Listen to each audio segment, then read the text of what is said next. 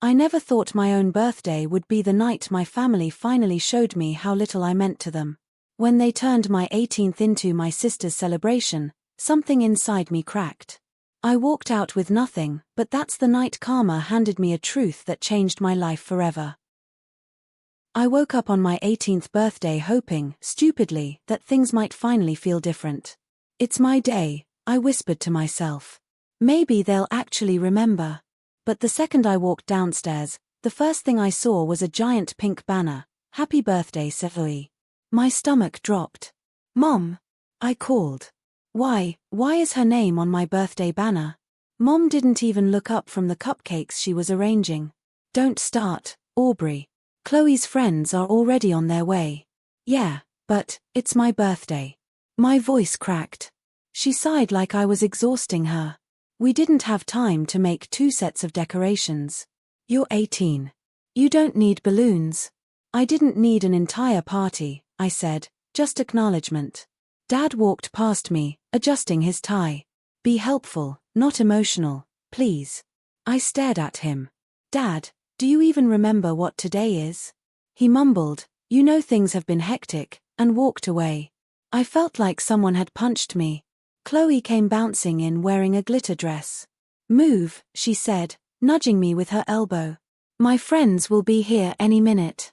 "It's my birthday," I repeated, softer this time. She rolled her eyes. "Technically, yeah. But nobody cares about 18.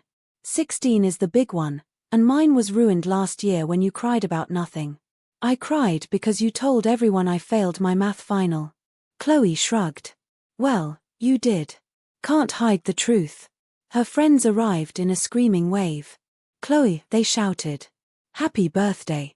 I looked at Mom. Dad. Anyone. No one corrected them. At dinner, Mom placed a cake in the center of the table. "Everyone gather," she called. The cake had one name on it. Chloe. I whispered, "You couldn't even put both names?" Mom's jaw tightened. "Don't make a scene." "But." Before I finished, Chloe leaned in close enough for only me to hear. "Just let me have this. You don't matter today." The words hit me so hard I forgot how to breathe. Dad lit the candles. "All right, sweetheart," he said to her, "make a wish." I watched Chloe close her eyes. I watched her blow out candles meant for me. I felt myself disappearing. Aunt Tara touched my arm gently. "Are you okay, honey?" "No," I whispered. "But thanks for asking." She frowned and looked toward my parents, like she wanted to say something but stopped herself. When Chloe opened the gifts, some of them ones I knew were bought on the same shopping trip for me, my vision started to blur. Mom said, "Isn't this fun?" I said, "Can I talk to you?" She waved me away. "Not now, Aubrey. Don't ruin this." Ruin this. My own birthday. People kept saying happy birthday, Chloe. I kept waiting for anyone, to correct them. But no one did. I finally said, "It's my birthday too." One guest blinked at me. "Oh, right. You're the quiet one." "I'm not quiet," I said. "I'm just ignored." Mom hissed under her breath, "Stop embarrassing me." I felt something break inside my chest.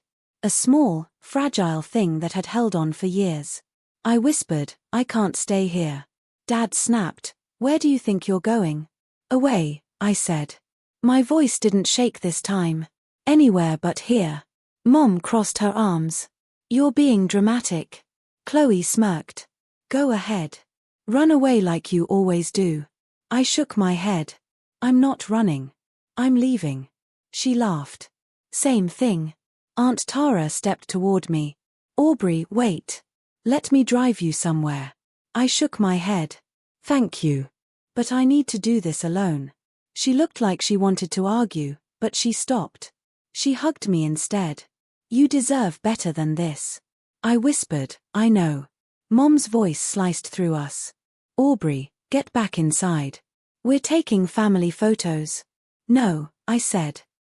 The cold hit me the second I stepped off our street, but I kept walking anyway. The wind cut straight through my jacket. My phone buzzed again and again until I finally looked. "Mom, stop being dramatic." "Dad, come back home now." "Mom, You need to apologize to Chloe. I muttered, of course. Always Chloe. My fingers were numb, but I typed anyway, I'm not coming back tonight. A second later, Chloe texted, LOL. Grow up. I wanted to throw my phone into the street. Instead, I shoved it into my pocket and kept walking until I reached the empty park near the old library. The swings creaked in the wind. I dropped onto one and let myself break. I can't do this anymore, I whispered. I can't keep pretending it doesn't hurt. My chest tightened, and tears blurred everything. I tried to breathe, but the sobs ripped out of me harder than I expected. Are you all right? A voice said gently. I froze. A tall older man stood a few feet away. Grey hair, soft eyes, hands raised like he didn't want to startle me. I'm fine, I lied, wiping my face. You're clearly not, he said softly. But I'm not here to bother you. I just recognized you. My heart jumped. Recognized me? From where? He stepped closer into the lamplight. You're Aubrey, right? Margaret's granddaughter? My breath caught. You knew my grandma? He nodded. I'm Evan. I used to work with her. She talked about you all the time. Hearing that broke me open again. She was the only one who ever did. He hesitated. Your parents, they aren't exactly gentle people. I laughed bitterly. That's one way to put it. He looked at me with this strange mixture of sadness and certainty. She left something for you. I blinked. What? A letter. Actually, more than just a letter. She made me promise to give it to you on your 18th birthday. My heart pounded. Today is my 18th birthday. He exhaled. Then it's time. I stood quickly, wiping my face. My parents never told me anything. They didn't say a word. He gave a small, knowing smile. I figured they wouldn't. My voice shook. Is it something bad? No, he said. It's something meant to protect you. Somehow, those words hit harder than the cold.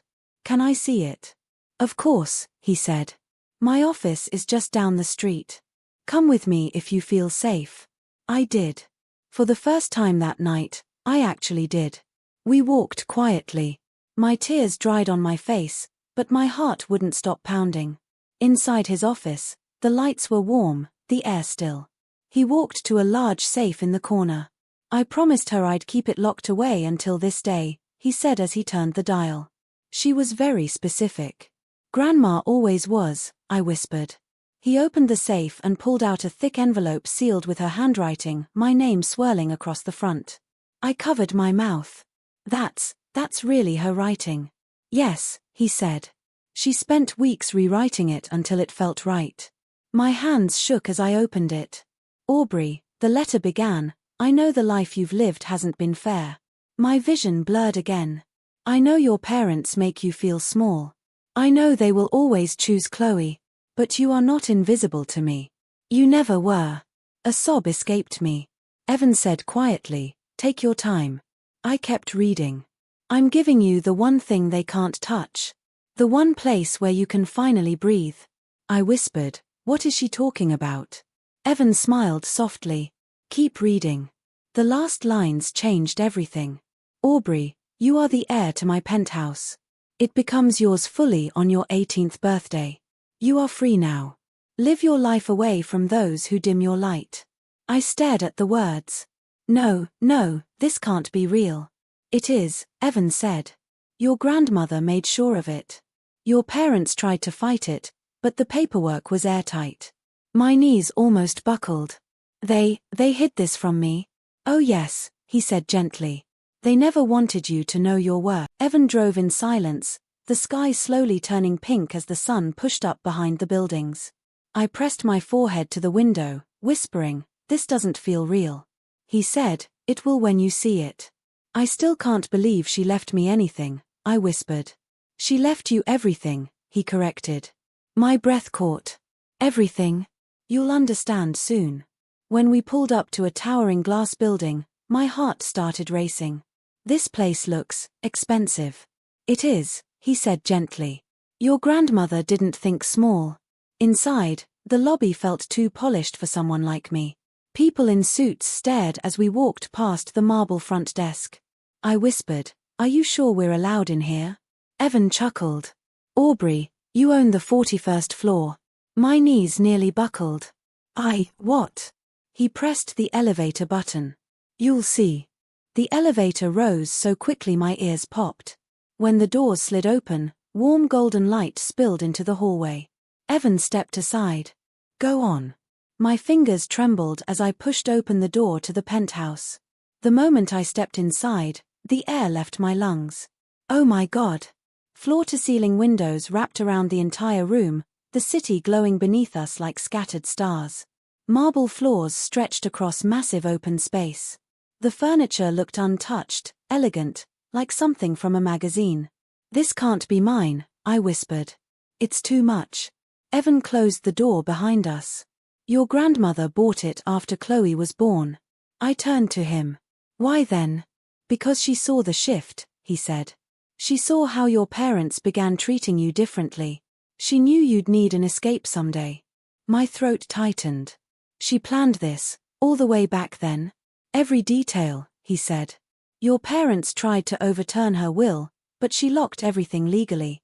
She predicted how they'd react." I sank onto the giant leather sofa. So they really didn't forget about me. They just didn't want me getting anything. He nodded. "They pushed hard for Chloe to be the heir. But the documents left no room for manipulation." My chest burned, not from pain this time, but recognition. "They pretended they couldn't afford college for me.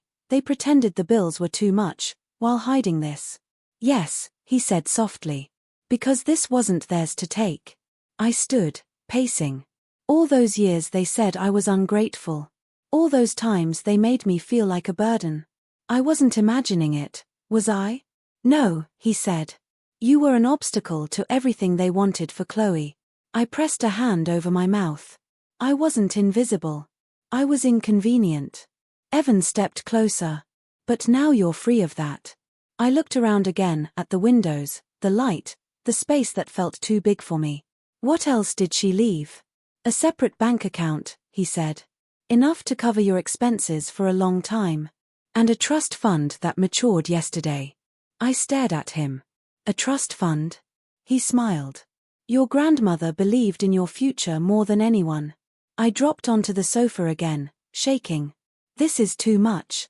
I don't know how to handle any of this. I don't even know how to be someone who lives in a place like this." "You don't have to become someone else," he said. "This is simply a safe space for who you already are." A tear slid down my cheek.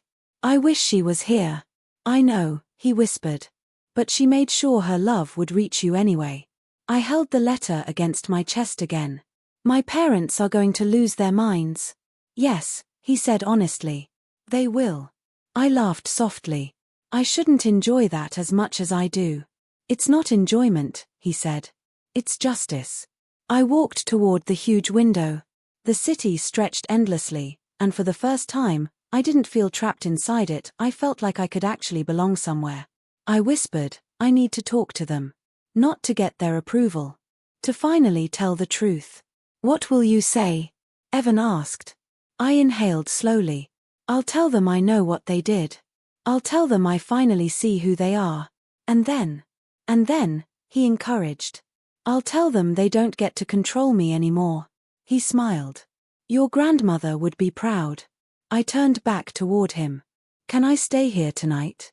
"Aubrey," he said gently, "you can stay here for the rest of your life if you choose." I closed my eyes. For the first time, I felt the power shift. Not toward money or a penthouse, but toward me.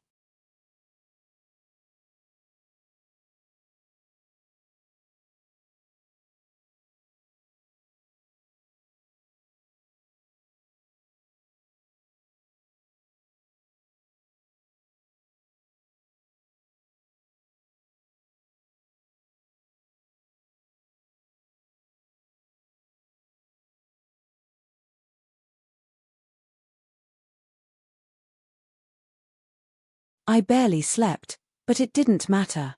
When the pounding on the penthouse door started at 9 in the morning, I already knew who it was. "Aubrey." Mom's voice screeched through the wood. Open this door right now, Dad added. We're worried sick. Let us in. Worried. Sure. I opened the door slowly, and they all pushed their way inside, Mom, Dad, and Chloe trailing behind them like a shadow dipped in perfume. Mom gasped. What is this place? Dad's jaw dropped. How are you living here? Chloe spun in a circle. This is insane. You? In a penthouse? No freaking way. I crossed my arms. Good morning to you too. Mom snapped. Stop with the attitude and tell us what's going on. I stepped back, letting them take in the view as I said, this belongs to me. Dad barked out a laugh. Be serious. I am, I said calmly. Grandma left it to me. Everything went silent for half a beat. Then Chloe yelled, liar. Grandma loved me more. I stared at her. Then why didn't she leave you anything? Chloe's face twisted. Because you probably manipulated her. Enough, I said. I didn't manipulate anyone. But I did read her letter. She knew exactly who you all were. Mom stepped forward. Let me see that letter. No, I said. It wasn't written for you. Mom's voice rose. We raised you. Did you? I asked. Because I remember raising myself. Dad groaned, rubbing his forehead. Let's not do this. Let's talk like adults. Adults. I repeated. You made my 18th birthday about Chloe. You let people sing to her. You let her blow out my candles. And you told me to apologize. Mom threw her hands up. You embarrassed us walking out like that. I embarrassed you? I said, laughing. Do you even hear yourself? Dad walked toward the windows. How long have you known about this? How much money is involved? There it was, the real emotion, greed. I said, the trust fund matured yesterday. Mom's head snapped toward me. Trust fund? Yes, I said. And a bank account. And this entire penthouse. Dad's face turned red. Your grandmother hated us. I shook my head. She didn't hate you. She just knew you'd try to take everything from me if she didn't lock it up legally. Mom yelled, that's ridiculous. No, I said, what's ridiculous is pretending you ever protected me. Chloe scoffed. Oh my God, you're so dramatic. You won't last a week here. You don't even know how to budget or cook. This place will eat you alive. Then why does it bother you so much that I'm here? I asked. She blinked. Because it should have been mine. There it was. The truth she didn't even bother hiding. Dad tried to recover. Aubrey, listen. You're young. You don't understand how to manage properties or money. We can help. Just sign temporary authority to us. I laughed so hard it echoed through the marble room. You think I'm that stupid? Mom clenched her jaw. We're your parents. You owe us. I owe you nothing, I said. Absolutely nothing. Her eyes widened. You're choosing money over family? No, I said. I'm choosing myself over abuse. Dad stepped closer. You can't just cut us out. I already did, I whispered. Grandma helped me do it long before she died. Chloe stomped her foot. I hate this place. It's ugly. It smells rich and fake. I raised an eyebrow. Kind of like your personality. Mom gasped. Aubrey. Dad pointed at me. This attitude is exactly why we didn't trust you with anything. And your greed, I said, is exactly why Grandma didn't trust you either. For the first time, their confidence cracked. A tiny fracture. Right in the center of their entitlement. Mom stepped back. So, what now?